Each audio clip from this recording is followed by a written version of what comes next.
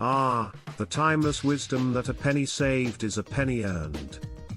It's a mantra that's been drilled into our heads since childhood, a reminder to be frugal and watchful of our spending.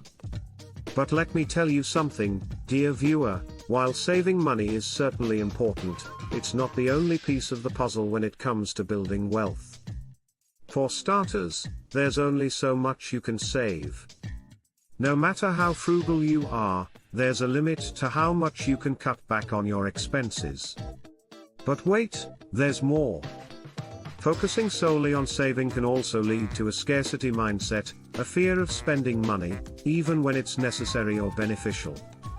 And let's not forget about the opportunity cost of saving. Every dollar you save is a dollar that could potentially be invested in yourself or your future. Whether it's furthering your education, starting a business, or investing in the stock market, the key is to strike a balance between saving and investing. But here's the kicker, saving money isn't just about pinching pennies, it's also about making smart financial decisions that pay off in the long run. Whether it's negotiating a better deal on your monthly bills, shopping around for the best interest rates, or taking advantage of employer matching contributions to your retirement account, every little bit helps.